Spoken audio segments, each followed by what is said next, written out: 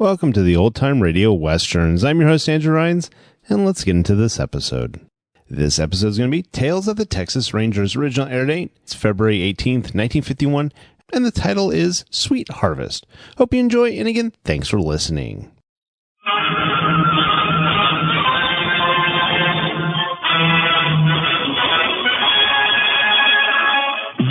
Tales of the Texas Rangers, starring Joel McCrea as Ranger Jace Pearson. Texas, more than 260,000 square miles, and 50 men who make up the most famous and oldest law enforcement body in North America.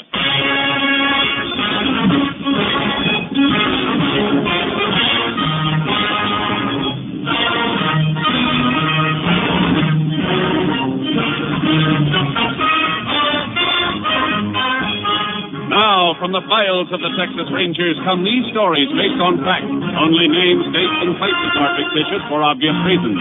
The events themselves are a matter of record.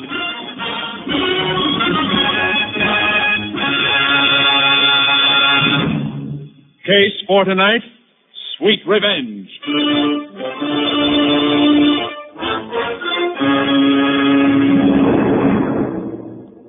It is 6:30 p.m., March 13th, 1944, at the ranch house of Judd Wilkins. It is raining heavily as Judd and Alva Briggs from a neighboring ranch finish their dinner. Yeah, rain's sure coming down, Judd. Yeah. You're welcome to stay the night here if you want to, Alva. Oh, no, thanks. I gotta get back to my own place tonight. Told the kid who's been doing the chores over there for the last 3 days I'd meet him in the morning to pay him. I sure appreciate you helping me and Billings vaccinate the cattle. I'm planning on doing the same for you at your place when you're ready. I'll be ready in a couple of days, I reckon. Hey, a wind must have blown open the... Hello, Judd. Blake. Yeah. Hello, Alva. Yeah. Well, you don't seem none too happy to see me either, Judd. Well, no, it's just... It's a big surprise you popping up this way after 2 years, boy. Of course I'm glad to see you. You're my brother, ain't you? Oh, yeah, Alva. Where's Kelly? What? You heard me, Blake. Where's my daughter? Well, didn't you hear?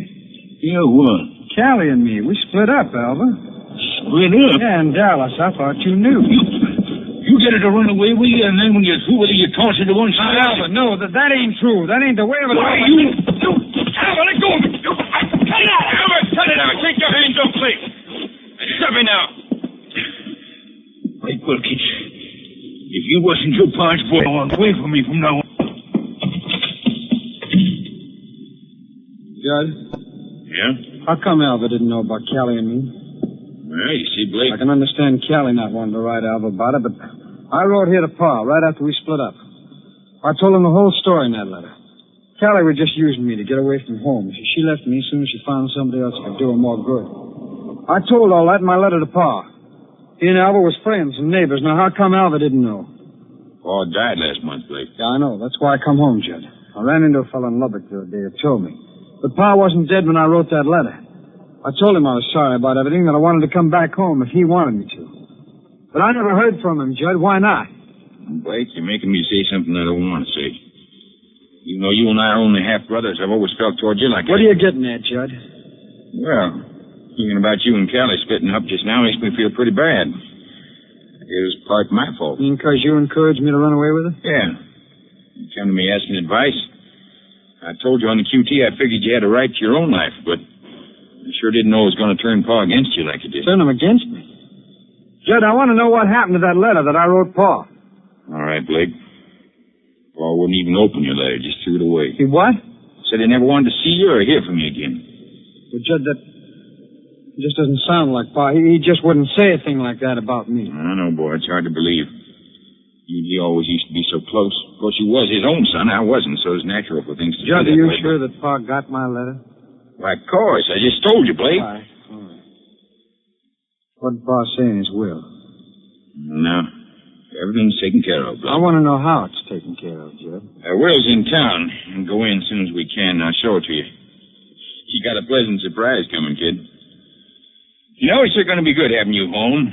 You come at a good time, too. We need another hand here, and I'm not sure Al will ever be back to help after tonight. But having you back again, everything's going to be fine. No. I'm not so sure. What do you mean? Alva, the way he feels about me. I don't like things like that. Oh. Yeah, don't you worry about Alvin and Blake. He get over it. You know, I think I'll take a horse and ride across to Alva's place. Tonight? Yeah. See if I can get things straightened out with him. Afterwards, I could stay on at the shack the rest of the night. It's about halfway. That way I'd be out there to lend you a hand in the morning. The bed and food out at the shack? Yeah, plenty of it. Okay, Blake, if you want to go. But if Alva don't listen to reason, don't you argue with him. And don't be afraid of him. He won't harm you as long as I'm alive and kicking. Yes, sir, Blake. I'll take care of you from now on.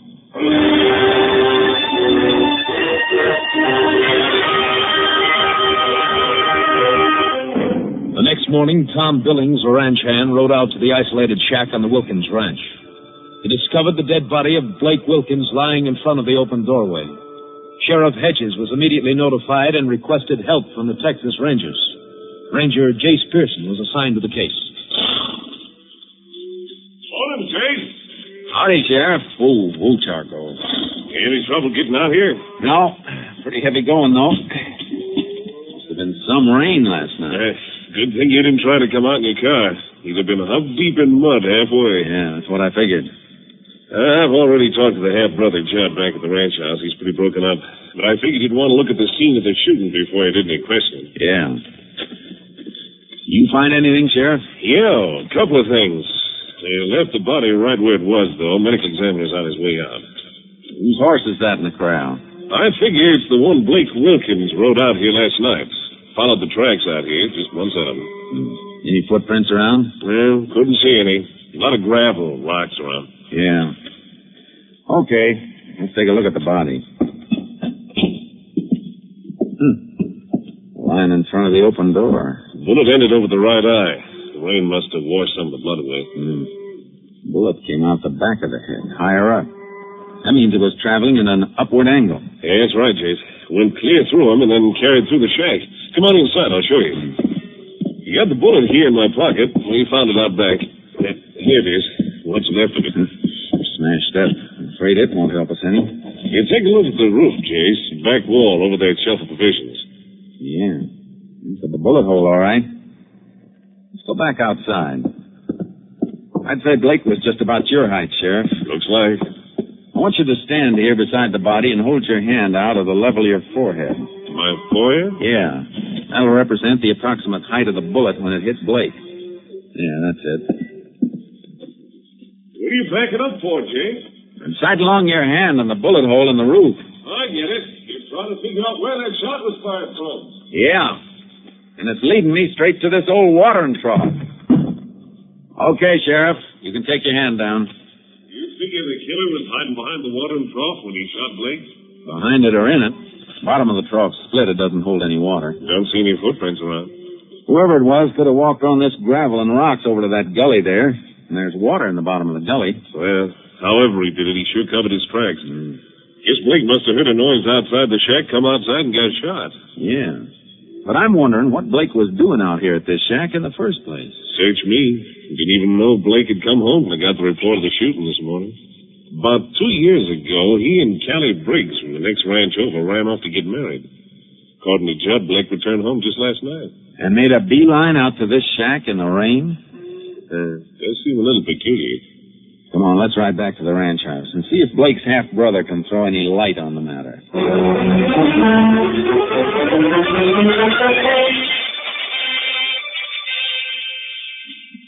No doubt about it, Jace. That horse at the shack is the one Blake rode out there last night.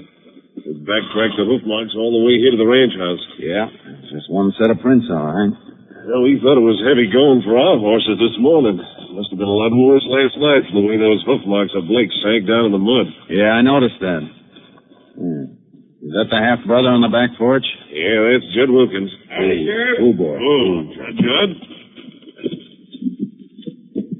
This is Ranger Pearson, Judd. He's in charge of the investigation of your brother's murder. Well, got any line on the killer so far, Ranger? Not much yet. As I understand it, Judd, your brother'd been away from home about 2 years. That's right. When did he get back? Walked in last night at supper time, about 6:30, I guess. Albert Briggs can verify the time for you. He's having supper with him. Any reason the time of Blake's return home should need verifying, Judd? No, I just figure you want all the facts straight, Ranger. Yeah. What happened when Blake walked in? Well, right after Blake walked in, Alva walked out. Oh? Why? When Blake told us he and Callie had split up, seems Alva didn't know anything about it. Neither did I, as a matter of fact, but Alva, being Callie's paw, took it pretty hard. Seemed to hold it against Blake. I guess he thought it was all Blake's fault.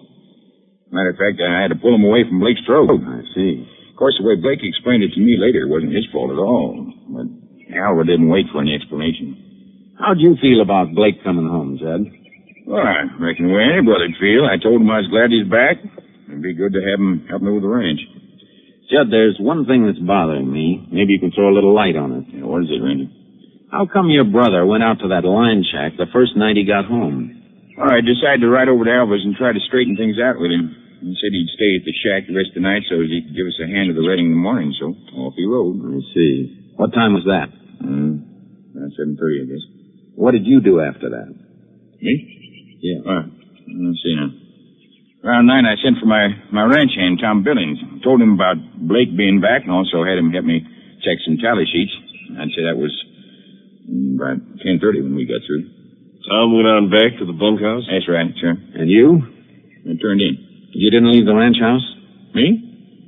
No. Are you sure about that? Of course I'm sure. What are you getting at, Ranger? I'm just trying to get at the truth, Wilkins. Now, wait a minute. You think that maybe I killed Blake? I'm not thinking anything right now. I'm just asking questions. I don't like the kind of questions you're asking. Think I'd kill my own brother in cold blood? Take it easy, Judd. Look, Ranger.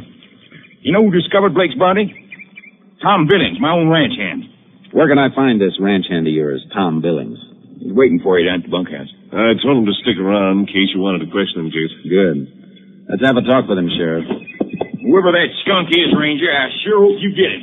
Thanks. What do you think, Jason? About Judd Wilkins? Yeah. I don't know, Sheriff. It's a pretty straightforward story, but listening to it, I somehow got the idea it was a little too straightforward. Almost like he might have been rehearsing it. Yeah. Sounded like that to me, too. Well, we'll check up on as much of his story as we can from Tom Billings. Here's the bunkhouse.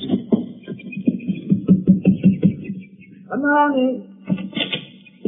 Howdy. Tom Billings? That's right, Ranger. I've been waiting for you in patching old pair of jeans. You ain't had much of a seamstress, though. Oh, I don't know. Seems to me I've seen worse-looking patches than that. Billings, you're the one who discovered Blake Wilkins' body this morning, aren't you? Yeah. Almost lost my breakfast. Pretty bad sight. Who told you to ride out that way? Judd, he wanted me to meet Blake and get started with the vaccinations again. Check so far, Jason. Yeah. How about last night, Billings?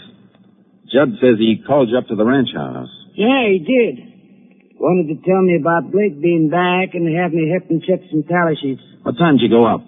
Right around 9 o'clock. And what time did you come back here?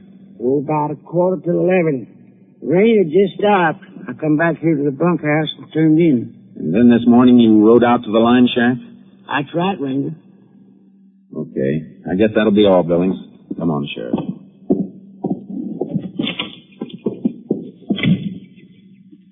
Well, one thing sure, Chase. Judd's time last night is accounted for from 9 till about 11:15. Yeah. Of course, we don't know how much that means until they've completed the autopsy and can tell us the time of death. Yeah. You know, there's another angle to this case you could probably stand looking into. What you're going to say, Sheriff? Alva Briggs. Yeah. According to Judd, Alva was pretty mad at Blake last night when he found out Blake and Callie had split up. We're going to look into that angle right now, Sheriff. Let's take a run over to the Briggs Ranch and have a talk with Alva. See if we can find out just how mad he was at Blake Wilkins.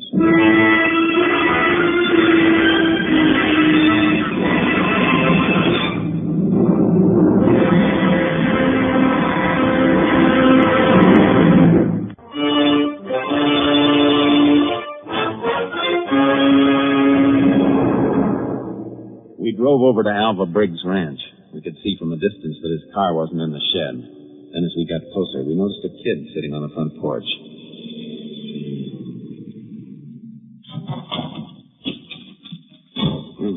Who's that kid over there? Don't know, Chase. Morning. Looking for Alva Briggs. Well, I thought I'm looking for Senor Briggs, Sheriff. What do you mean? Well, he's nowhere around. He told me to be here this morning and that he would pay me for feeding his chickens and horses. So I come this morning like he told me. I wait, but he don't come. Yeah. Looks like Alva Briggs got called away all of a sudden. I'm going to put out an all-points wanted bulletin on him right now.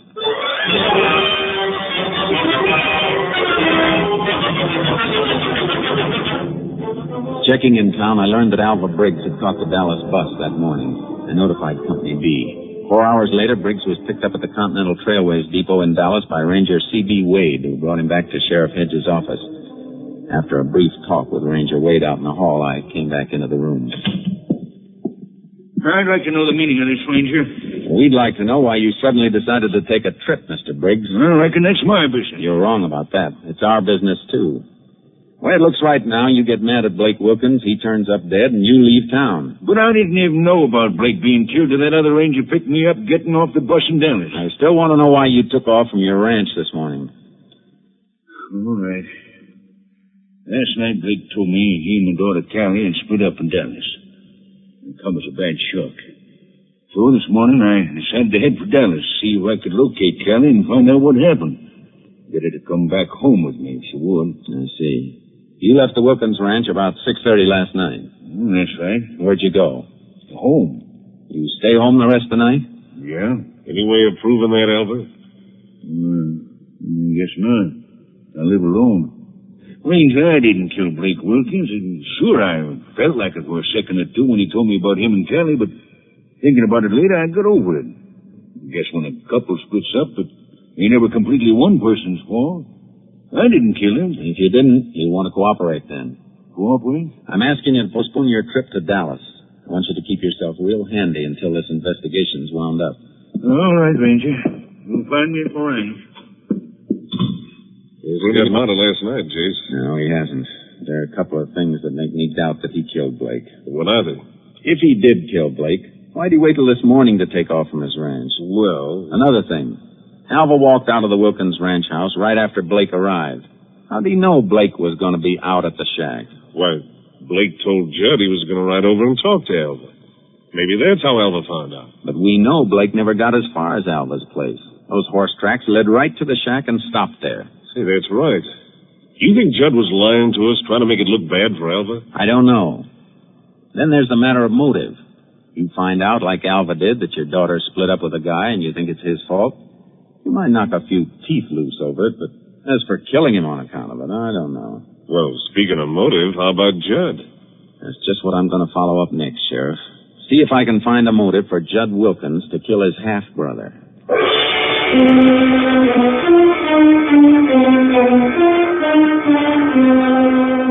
I checked into the background of the Wilkins family and found out about several instances of friction between the brothers.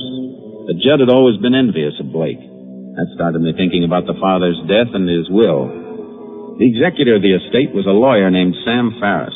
Sheriff and I dropped in to see him at his office. Yes, Ranger. The will's in probate, but I'm very familiar with the terms and provisions of it. What are they? It's a sort of a peculiar will. I told old man Wilkins at the time he made it that it might not stand up in court. Had him change it a little, but I'm still not sure it's valid. Of course, it doesn't matter much now, Blake being dead.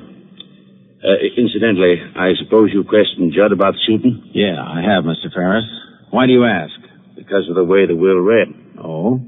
Just how does it read? If Blake returned home of his own accord any time during the probate period, the land, the buildings, and the stock were his. Chase? That's very interesting, Mr. Farris. What provision was made for Judd? He was to get 25% of the profits from the ranch, and if Blake didn't show up before the probate period was up, Judd would get the whole thing. I tried to talk old man Wilkins into set it up as a trust fund. Boiling it down then, Mr. Farris, if Blake came back of his own accord, the place was his, and Judd, in effect, would be working for him. Well, that's about the size of it. Well, Chase, that should do it, all right. We know Judd was always envious of Blake, so now up pops Blake to take the ranch away from him. Yeah, there's our motive, all right. Mr. Farris, you got a copy of that will? Yes, but I'm afraid I couldn't turn over my copy to you, Ranger. Okay, we'll look over the original at the courthouse, Sheriff. I want to study that will.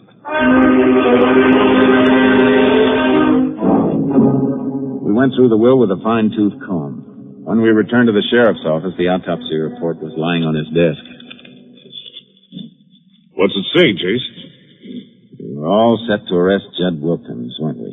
Still are all set, far as I'm concerned. Why? Looks Looks like there's not going to be an arrest. What are you talking about? We just found out Judd Wilkins had plenty of motive for killing Blake. Sheriff, all the motive in the world doesn't do us any good when the facts are against us. You still can't be in two places at once. I don't follow you, Chase. Look, Tom Billings told us he was with Judd at the ranch house the night of the shooting, from about 9 until 11:15. That's right.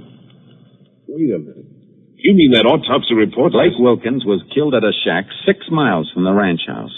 And according to this report, the time of death was somewhere between 9 and 9:30.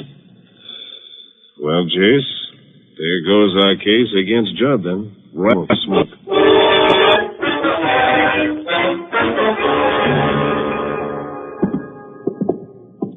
Jace, hanged if I see what good this is doing us. We've gone over this shack just like we did before. You had me hold my hand up again, you sighted along it to the bullet hole in the wall, and we're still no further along than we were. I know it, Sheriff.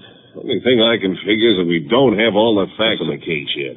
Maybe somebody else we don't know about shot Blake. I think we've already got all the important facts, Sheriff. Hey, wait a minute. What is it? Take a look at this sugar bowl, Sheriff. It was right under the bullet hole. I don't see anything the matter with it. Now look at the sugar inside it. Nothing the matter with that either. Yeah. Well, that's the point, Sheriff. Huh? You ever see sugar that's had a little water dropped on it? Why, sure. It gets sort of crusty. And stays that way. Yeah, but Remember what Tom Billings told us? That the rain stopped about 11:15? Blake was shot between 9 and 9:30. That's right. Over an hour before it stopped. Jace. Yeah. A bullet hole over the sugar bowl would have let a few drops of rain on the sugar. But the sugar's dry. And there aren't any water stains on the shelf either. That means that bullet hole in the roof wasn't made until after it stopped raining.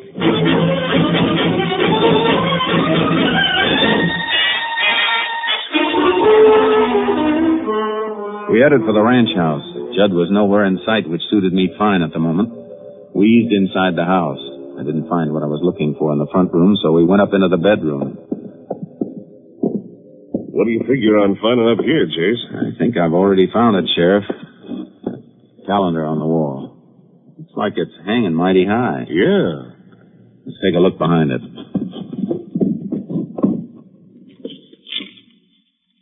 A bullet hole in the wall? Yeah. I got my knife here. I'll dig around it. Yeah, it's in here, all right. Yeah. Here you are, Sheriff. A slug. Well, I'll be. You see? That's where Judd got the idea. He was probably standing on the stairs and shot and killed Blake right here in this room. Then he noticed that the bullet went clear through into this wall. That's why he fired a bullet through the rear of the shack, to make it look like Blake had been killed out there. You mean all the time Tom Billings was downstairs with Judd that night, Blake's body was lying right up here in the bedroom? That's just what I mean. Judd must have shot Blake around 9 o'clock, then called Billings over to the house right afterward as a cover. Then after Billings left at 11:15, Judd cleaned up the room and took the body out to the shack on horseback. I heard the door close. Nobody down there in the living room. Come on, Sheriff. Reckon Judd could have come in without us hearing him? Maybe.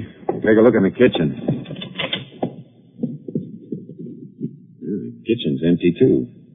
Let's look out the back door. There he is, Chase, running for the car shed. Come on. Judd! Hold it! Stop where you are! Hey, he ducked around the corner of the car shed. Corral's back there. He might be trying for a horse. We'll see as soon as we get around this corner. Freeze! Take cover, Sheriff. Shot came from the bunkhouse. Probably ducked in there to get a gun. Judd!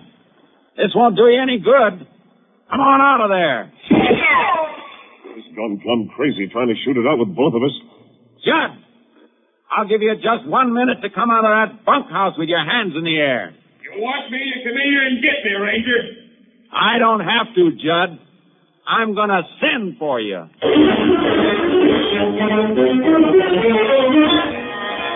I circled around the ranch house in my car in front, got something out of it, and called back to the sheriff. A tear gas bomb. Yeah. This is your last chance, Judd. There's my answer, Ranger. Okay. Here's mine. Hey! Come on, Sheriff. Let's ease up closer. You'll be coming out of that door any minute now. You. Ranger, you. I'll take this side of this door, Sheriff. You take the other. I can't see. I'll take that gun. Oh, my eyes. Yeah, they'll clear up. You're under arrest, Judd. You had a pretty neat scheme figured out, Judd. But you got tripped up by a little bowl of sugar. Sugar? Yeah. I'll bet you'll hate that word sugar for the rest of your life. You know, Sheriff, I got a strong hunch that isn't going to be very long.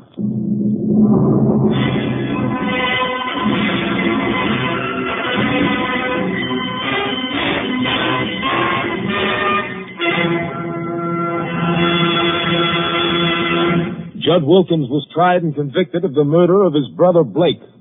On the morning of June 16, 1945, in the state penitentiary at Huntsville, he was executed in the electric chair.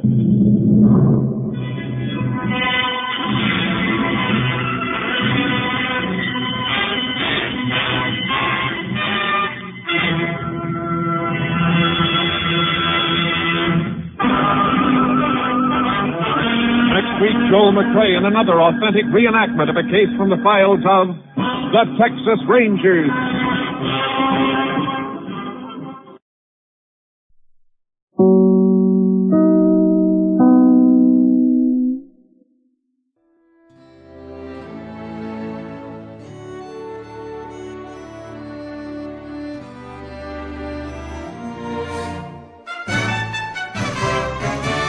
This has been a presentation of OTRWesterns.com, and we hope you enjoyed. Please take some time to like and rate our shows in your favorite podcast application. Follow us on Facebook by going to OTRWesterns.com/Facebook. Join in the conversation by going to OTRWesterns.com/Discord. And don't forget to send us an email, podcast@OTRWesterns.com. This episode is copyright under the Attribution Non-Commercial Share Alike copyright. For more information, go to OTRWesterns.com/copyright. Have a great day, and again, thanks for listening.